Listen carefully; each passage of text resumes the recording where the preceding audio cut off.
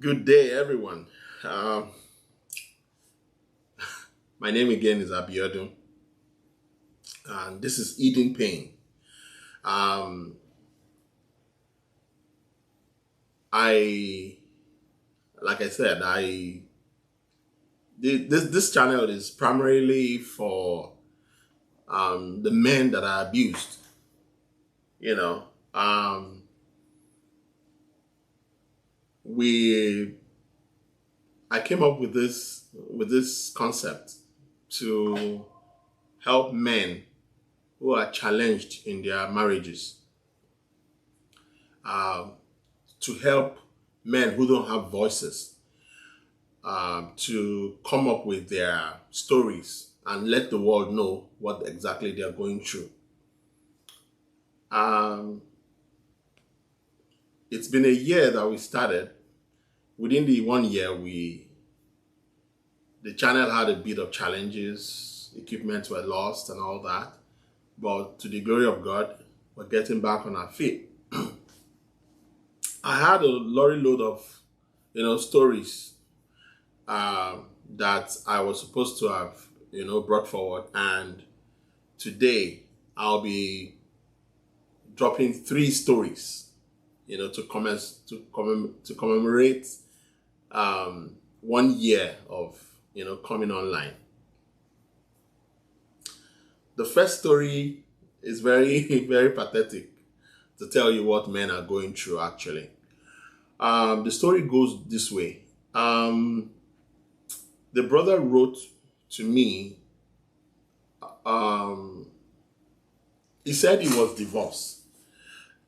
He was divorced and he was moving on with life. He was having fun. He was enjoying himself.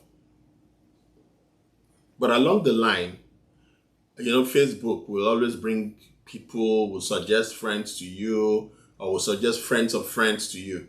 So it was on Facebook that he met a sister who lived in South Africa, or still lives in South Africa.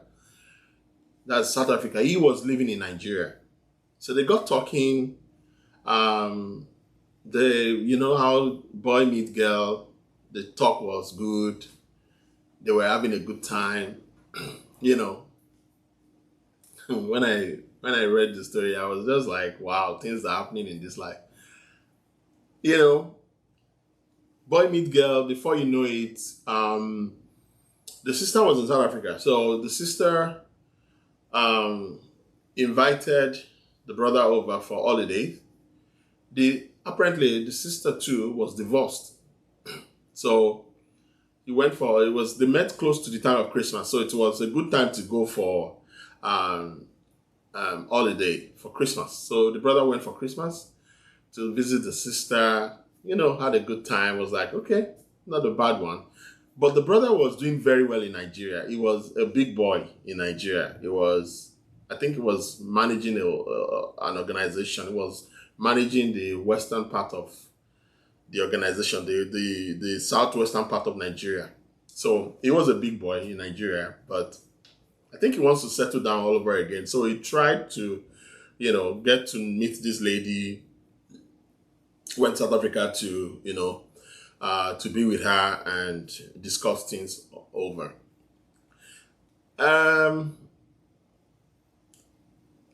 So the relationship progressed, and the brother came back to Nigeria, started, making marriage plans. So, the brother, fast forward, said the marriage kicked off. They had a traditional wedding. So the families came together. They had the traditional wedding. The sister came into to Nigeria for this traditional wedding. While after the traditional wedding, the brother now flew back to South Africa for the court wedding. So they did a court wedding in South Africa. They did traditional wedding in Nigeria. So when they of course they are married couples now, as the culture of Nigerian culture, or especially Yoruba culture, even all cultures, they expect that you should, consummate the marriage with the birth of a child. But because the brother works in Nigeria and the sister also is a resident, is a permanent resident of South Africa, who lives and works in South Africa, she cannot be going back and forth. But the brother's job and being a big boy in the organization, he has the opportunity to, travel every month. In fact, he can travel every week. So he told me, because he has the influence, he has the cash, he has everything, and then economy was good as at that time. I think he said the story happened in 2011. He said the story happened in 2011 stroke 2012. So, it was going back and forth and all that. And he said it was going back and forth so that, when the sister is ovulating, he will plan his journey towards that time so that he will go and meet with his sister so that, she can get pregnant. He said he was doing that for a couple of months. He was always going and, doing the normal thing that husband and wife should do, to get pregnant. But sadly, for more than 6 months, there was no pregnancy. I think he told me that the sister will sometimes feign pregnancy, but will later say, oh, it wasn't pregnancy, that it was more like the menstrual cycle was delayed, probably thinking that it was pregnancy, but it wasn't pregnancy. So, they would have to wait for another month, another ovulating period, when this brother will buy another ticket and off to South Africa. Sometimes he would have to even stay like 2 weeks there to, stay back to ensure that he does his the manly role of ensuring that he drops his semen so that the wife can get pregnant. On a fateful day, on a fateful trip, one of his frequent trips, he went to South Africa to do the same thing. Meanwhile, when he goes to South Africa, he gets to spend time. It's not just that he's going there to go and, have a good time, but he's also having fun and all that. But he not told me that he met a white South African lady. But they were talking, they were just, gisting and all that. The white South African lady apparently loves him, but they were just, gisting, and they were just friends. So this brother went to South Africa this fateful time. He was there for a longer time because he had a business reason to stay back in South Africa aside from the fact that he wants to, make his wife, pregnant. So one day, of course, the wife works.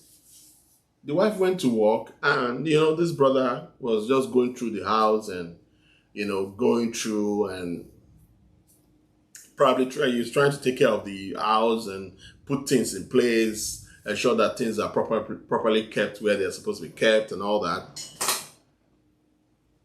He said, as he was going through things in the house, he saw his wife's medical record. He found out that his wife had what we call ovarian cyst. Ovarian cyst. That means the wife had a medical condition in which she has something that has to do with the ovary. The ovary had actually been been operated on. The ovary had been, had had some infection or whatever that had had been blocked, that would not allow um, the ovaries to flow through the fallopian tube down to for the egg, for the sperm to fertilize it. So it means that the ovaries cannot flow through the fallopian tube for them to be fertilized. This sister did not tell this brother. This sister kept it to herself. This brother was wasting his time, his money, his resources, was wasting his time to fly to South Africa to go and impregnate his wife, not knowing that the wife has a medical condition she never opened up, to him about. This brother he said he was so furious, he was mad with himself, like he was just wasting his time. He said before the wife came back, I think he said he just took his bag and baggages and just left the airport and went back to Nigeria. The wife was calling and saying, "Where are you? Where did you go to?" and all that. He said, "Man, don't ever call me again." Then he said he now opened up and told the wife and said, "Look, you have kept this secret from me all this while. Why didn't you tell me?" The wife now started apologizing and begging. She started seeking for amendment and saying we can make this work and all that. And okay, that she had been told that she's sorry that she had been told that the only way for her to get pregnant is by IVF. That the brother should come and let them go and try IVF. The brother was like, "Why on earth did you not tell me that you have this condition? There is no problem with having IVF, going through the process of having children via IVF. He doesn't have any problem with that. But the fact that you could even hide things from me speaks volume to quite a lot of other things you probably are hiding from me." This brother he said he was so mad that he had to just call off the wedding, and he just got done with it. But do you know the funny thing was that while he was, like I said, there was a white South African lady that was, all over him. Because of the times that was wasted and all that, this brother said he now took a flight to South Africa to go and meet with this lady. And the funny thing was that this white South African lady got pregnant the first time. The South African lady got pregnant the first time. So, I don't know why women will hide things from their husband. This brother was so mad that he was so disappointed in the wife, because he never believed that a woman who claims to be a woman of God, this lady goes to a church, the most popular church in Nigeria. This lady goes there. The church starts with R. Goes to the church called R. And she worshiped God like an angel. I remember a friend of mine who keeps telling me that even devils go to church. That people going to church doesn't mean that they are saints. Why are you lying to your husband? Why are you hiding very heavy, serious issue like that for your husband? One thing that women do not know is that men, as much as is possible, men hate lies. Don't win. You can't buy the love of a man by lying your way through. Just be open to a man. A man that will love you with your challenges, will love you with your challenges. And if a man does not love you with your challenge, let him go. Why lie? Why make him go through the process of marriage, traditional marriage, and apart from traditional marriage, you did what do you call it? Court marriage. At a point, the brother was telling me that the brother said that the lady was even threatening him that I hope you're not using me for papers to relocate from Nigeria to South Africa. The brother was like, I am doing quite well in Nigeria. Why do I want to, come to South Africa? For what? I want a family, The brother was thinking that he was having a family because he was just genuinely divorced.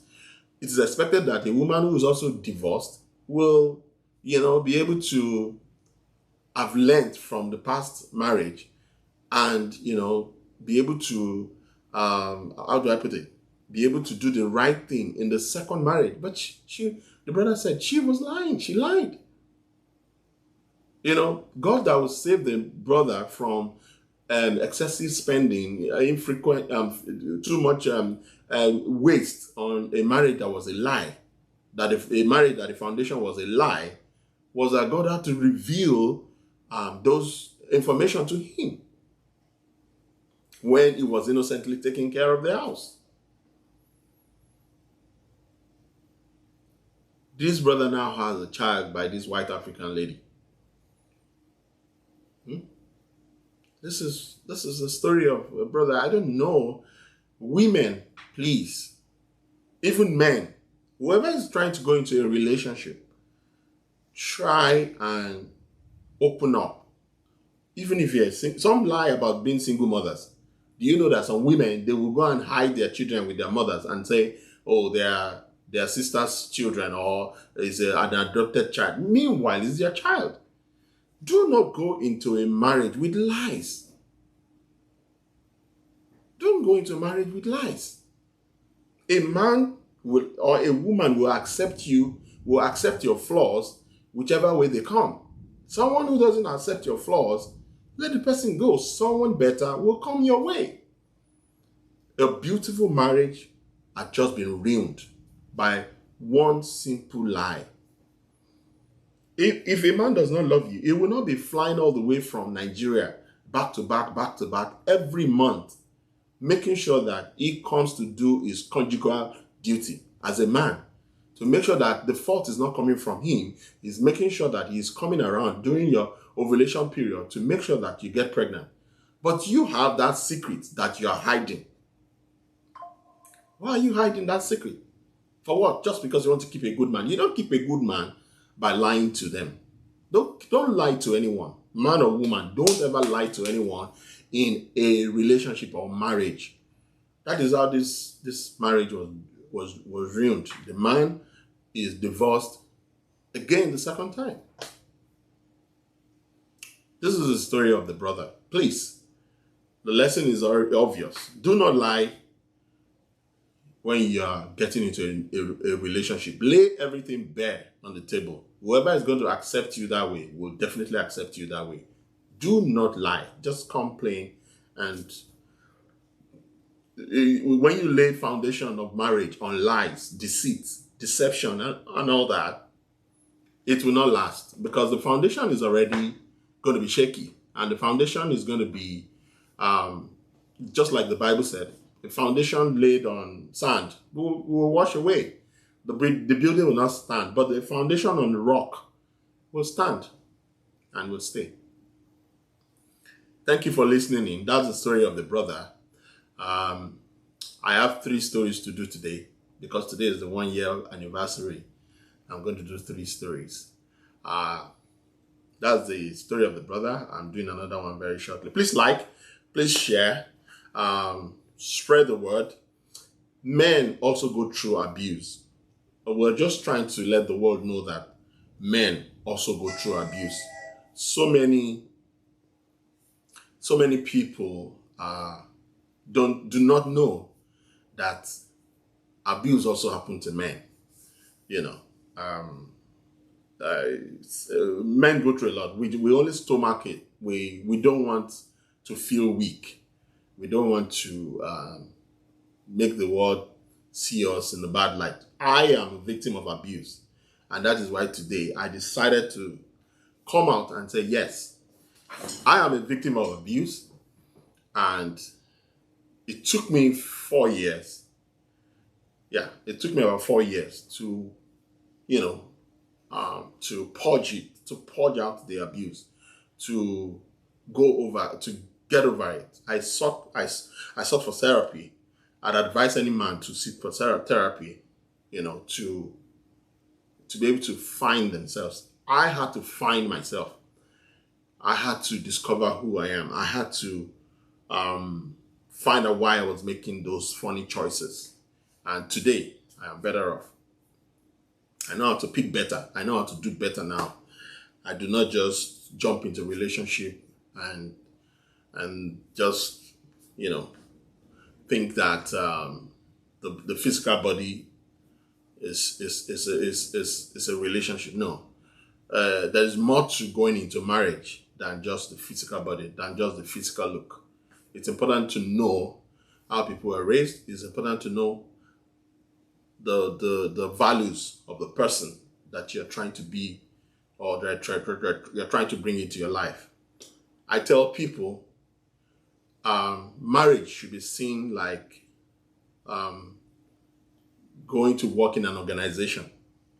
So if you're going to if an organization is going to employ someone, they're going to interview the person. They're going to see if the person fits into the culture of that organization before they can bring in the person on board and say, come and work with us. Come and be with us. Come and associate yourself with this organization. The same thing applies to the fact that you want to bring someone into your life. You need to get to know the person and check if the person fits into your life.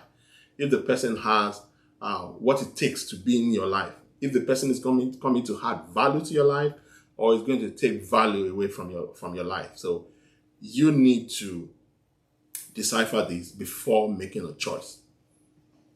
Thank you very much. I want to go to the second story. Please like, share, and you can subscribe to the channel. We're going to be growing gradually, and I believe that over the years, a lot more men will come out and tell their story. And I'm hoping that one day, a man will come and share his or her story live so that everybody can benefit and know that for real, these abuses are true. Thank you.